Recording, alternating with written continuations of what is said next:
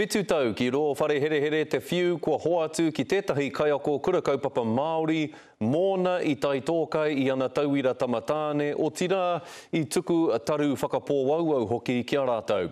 E toru tau a Ruben Tāpara e whakaako ana i te kura kaupapa i Putaruru, nā wai rā ka hāmenetia ia i te marama o whiringa ānuku i te rātau.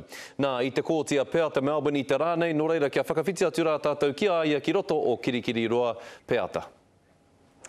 Skore kua roa nā whānau o tira nā pārurenga i tatari ana mō tēnei rangi me te whakatau a te kai whakawā. Ka rea Tāpara i tai a tinana atu ki te kōti, heoi mā nā kāmera o roto i te whare here here i kapo atu iaia kia rongo ai mātou katoa o roto i te kōti o kia kite ai mātou i tōna kanohi. Heoi i reira hoki etahi o nā whānau nā pārurenga. Kāri whakaina roe kia kōrero tahi mātou te aopapa hoki a rātou. Heoi ka tae tonu te rongo i te pāmamai me te riripea i wainga i a rātou. Heoi i tū tetahi o nā māma o nā pārurenga ki te kōrero i ona whakaro ki te kai whakawai i tēnei rangi i taua wā tonu i timata Tāpara te tangi. I timata hoki te māma te tangi, no reira ka nui te pauri, te riripea i rongo hia i roto i te kōti i te rānei. Ruben Tāpara, he kaiako kura kaupapa Māori. Engari i tua i te awe kāpara, he tangata kē.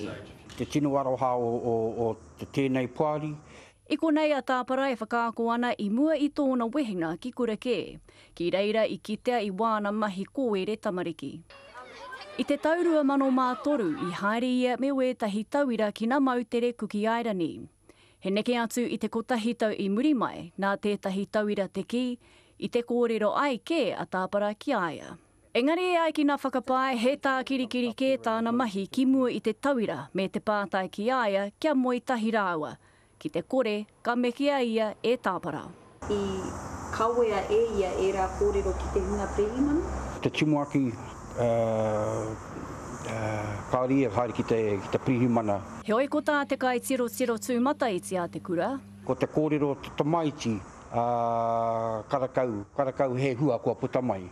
Engari hei tā te kura i whakaia Tāpara ki nā kōrero ai ki te tauira te kaumarua tau te pakeke. Hei tāna no i te inu waipiro kē ia, i aia e manaki ana i nā tamariki.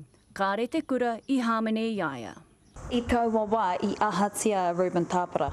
I te kura tonu ia e whakaako ana?